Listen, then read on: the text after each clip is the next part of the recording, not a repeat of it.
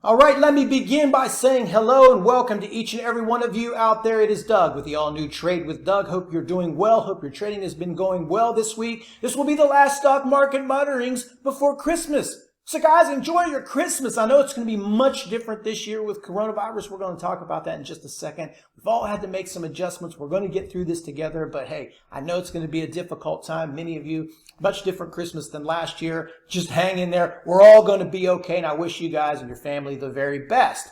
As always, stock market mutterings is where I will do my best to take a grope in the murkiness, trying to make some sense out of the stock market. Got my work cut out for you guys today.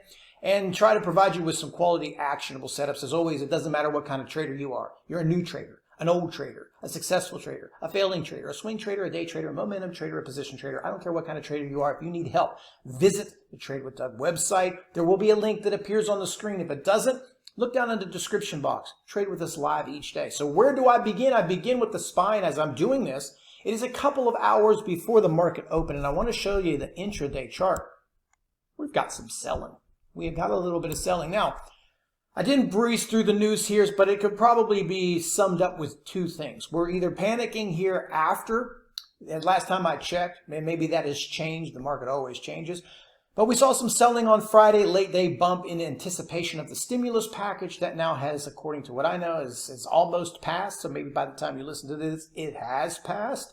And maybe that's just a sell the news event. Maybe it has something to do with this new strand of coronavirus. As if we didn't have enough coronavirus stuff to talk about. A new strand in the United Kingdom shut down flights through all of Europe, all these countries blocking flights from the UK.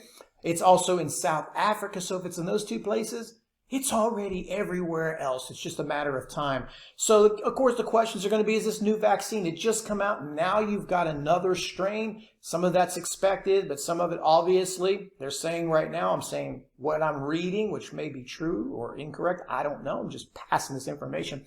70% more aggressive in the spread. So if we can't control this one, what are we going to do with 70%, man? You guys, whoa. It's going to be pretty interesting. So let's talk about how we're going to make money off of this. We got a nice bounce here if you look in the market. And the question will be, is this going to go red to green? Is this going to be another buying opportunity? When you look at the technicals, they're still intact. I mean, this market just continues to shrug off every piece of news. And what you're seeing here is normally what happens in most of the sell-offs we've been experiencing is they can gain a little bit of momentum for 10 minutes, 30 minutes, but they can't last a couple of hours. They can't just really shake people out. And when you look at it, it's just a small sell-off in an overall really, really large trend. So I know we're at all-time highs. I know the thought process for a lot of people are, look, we have to sell off. It's overbought. And I agree with you to some extent. But if you're looking at it that way, you're missing the overall point of the stock market, in my opinion. And that is, it's a disconnect from today's economy. The stock market doesn't reflect the economy, and the rich are getting richer during this pandemic. And I'm talking about people like Amazon's, the Walmarts. They've profited heavily off of this. This is who is investing into this market. It is the elite that own most of the stocks. Over 90% of all the securities and assets that are held by the elite, the upper 5% of all income earners. So they've got nowhere else to park their money. You also had the Fed come out last week with $120 billion of stimulus. So it's hard to get a sell-off, consistent when you've got all of that wind at your back, especially the Fed. So in theory, stocks go down because there's more selling than buying. But if the Fed is going to buy $120 billion, you got like $120 billion head start, right? So there has to be like $120.1 billion of selling just to get some red to stick. Now, it's obviously more complicated than that, but that's the theory there. With $120 billion being flooded into assets, it's hard to get any sustainable continued selling. But we shall see. The technicals will tell us, and we'll trade accordingly. So I still expect the markets to be relatively bullish, maybe a little bit more volatility with more people staying home this Christmas, idle time, trading stock market, tax loss selling. We've got a lot of things that are coming up there. But until we really get under the 360s, I wouldn't really think that any sell-off might take hold. So just keep that. Same way with the Qs, same way with the Dow. You're not getting a whole lot of changing of the information. It's still the same thing. It's still You know, this sell-off right now that I'm looking at could easily be retraced by the time the market opens or by Tuesday. I don't know. But that's the program in the market, that every time it sells off like this, a new high is made. We shall see. I want to only talk about a couple of individual stocks because in the pursuit to find value, it's getting more and more difficult because everything's just flying off the handle. Now, I normally don't talk about the IWN, but one of the things that we're seeing here is these small caps have just blown through the roof. It's the bullish of all bullishness. You have seen stocks that we've talked about, stocks that I've also owned, things like NEO, these cheap stocks just blowing up, but that's past tense. Fubo, for example, from this week. Another stock I've been talking about, just what a run on this Fubo. There's the daily chart on Fubo. You have FTHM is another one there. Same way, these cheap stocks are all the rage. I don't know if it's the Robin Hood thing. Make your own conspiracy theory there. Don't let me tell you. But these cheap stocks are exploding. IWM running. So, where am I going with this, you say? How can we find good stuff? Well, I've looked around here. I found a couple of things I like. One is Beyond Meat. Yeah, I know. Beyond Meat. I should have been supporting this a long time as a vegetarian, but I like this chart technically. I don't want to let my personal beliefs involve any of my trading and investment decisions. I trade what I see. I never really liked this. I always thought it was overbought in the first place, even though I love me some Beyond Meat burgers. But anyway, nice little chart right here. You're starting to break that range. I think if you get a nice little break here, I'll put let's just put an alert there, right there. 146.60 is pretty good. I think if you move up there, you're going to see a nice bump. Maybe this is a good opportunity for those that attended the checkmark webinar. Maybe we see a lot of check marks and these things start to fill in the gap. So I like this one. Now I want to start talking about a couple of other stocks that have not just technical setups, but they have some other news factors that may help them.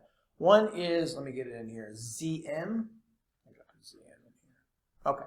We all know Zoom video. Now, ZM was a benefactor of these coronavirus lockdowns, the first one. I mean, this stock was like $100, went to $5.88.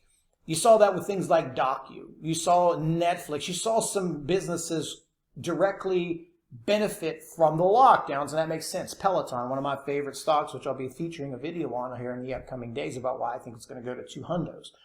However, you got a nice technical setup right here, and I think it's the same thing as you were looking with Beyond. If you break the upper range of 410, you're probably going to see this thing move up a lot stronger into the next resistance points of 500. So I would say roughly right there is what you're looking for, is a nice break into there and to trade up towards 500.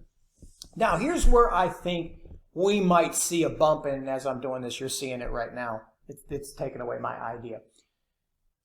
With this extra strain of corona, it's got people scared. I know they come out and tell you not to be scared, but then they say it's got a 70% more spread rate. It's like, what are we supposed to? Don't tell us it's got 70% more potent in spreading, not in the actual side effects of the disease. But anyway, this could easily lead to emergency lockdowns. Tier 4. They're talking about in many, and probably have enacted by the time you hear this in the United Kingdom. This is going to help these stay-at-homes, the Pelotons, the ZMs. And I also think maybe as you push towards, you know, I don't like to make political speeches out of it, but I like to be aware of things that may happen so we can make money. It's not a political side. Let's look at the facts. We know that the Trump administration wasn't cool with lockdowns in the United States. A second, more aggressive strand comes by there. United States leads almost every category in the world for poor statistics when it comes to coronavirus management. That's a whole other topic in itself. But, you know, Biden's a little bit more geared towards, you know, getting this virus and disease under control. What I'm saying is it wouldn't surprise me that he would extremely lean in the month of January to really lock down the United States like many parts of Europe, something we have to prepare for. So these businesses could run. What this bounce you're seeing in ZM could be just the beginning. We might see a snapshot. And this is the beauty about the stock market. And what I'm sharing with you today is history constantly repeats itself. What you saw last February, March, and April may very well see almost the same thing this February, this March, this April. History may be repeating itself again. And what we really have to pay attention to here is this possible second wave of corona here, a new type of virus. It's more aggressive, not a new type of virus, but spreads faster, something that really could cause excessive lockdowns and a full hardcore grid lockdown. So we look at those names again. The Pelotons will be benefactors of this, and it just continues to reinforce that maybe we're going to be locked down a lot longer than we thought we were going to be. You know, this vaccine just now came out, giving people some hope, and this sort of new strain kind of like,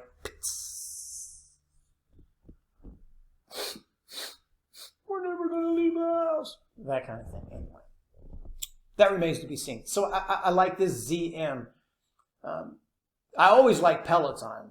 That's the way it looks. So for me, I want to look at this. I like beyond me. I think you got a range break there, but I really want to pay attention to the stay-at-home stocks. Specifically, ZM was top on my list. I see it's gapped up. It's going to need to come back a little bit more. Maybe we can take a look at DocuSign. That's also a good one here that may benefit from that. But I also think you've got your normal FANG names real quickly here in closing that I'd like to talk about, which is your Facebooks, your Netflix, and all of those. You know, as this money has moved into the small caps, my theory here with this is they've forgotten these FANGs.